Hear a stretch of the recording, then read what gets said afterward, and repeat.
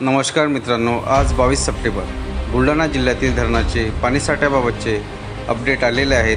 बुलढाणा जिल्ह्यातील धरणामध्ये किती पाणीसाठा आहे, तसेच किती क्युसेक्सने धरणामधून विसर्ग होत आहे हे देखील पाहूयात। त्याआधी आपण महाराष्ट्र डॅम्स इन्फॉर्मेशन हे मराठी न्यूज चॅनल पहिल्यांदाच पाहत असाल आणि अजूनही चॅनल सबस्क्राईब केले नसेल तर सबस्क्राईब करा, जेणेकरून आमचे अपडेट आपल्याला लवकरात लवकर मिळतील।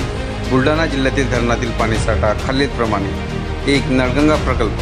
नळगंगा प्रकल्पातील पाणीसाठा 87.88% इतका आहे। 2. खडकपूर्णा प्रकल्प। खडकपूर्णा प्रकल्पातील पाणीसाठा 97.21% इतका आहे।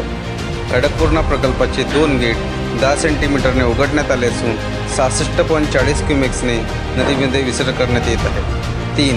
पेनटाकळी प्रकल्प। पेनटाकळी प्रकल्पातील पाणीसाठा 96.14% इतका आहे।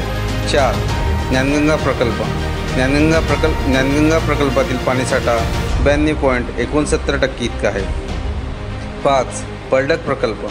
पलडक प्रकल्प 100% इतका भरलेला आहे।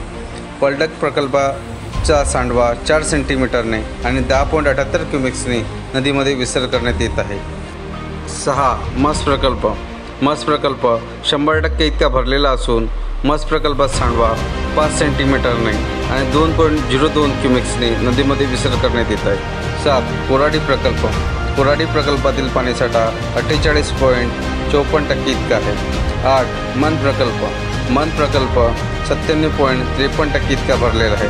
9. तोरणा प्रकल्प। तोरणा प्रकल्पातील पाणीसाठा 92.40% इतका आहे। 10. उतावळी प्रकल्प। उतावळी प्रकल्पातील पाणीसाठा 100% इतका आहे। उतावळी प्रकल्पाचा सांडवा 1 सेंटीमीटरने आणि 0.72 क्युमेक्सने नदीमध्ये विसर्ग करण्यात येत आहे। बुलढाणा जिल्ह्यातील धरणाबद्दल अपडेट माहिती पाहण्यासाठी आपण महाराष्ट्र डॅम्स इन्फॉर्मेशन हे मराठी न्यूज चॅनल सबस्क्राईब करा, जेणेकरून आमचे अपडेट आपल्याला लवकरात लवकर मिळतील। धन्यवाद।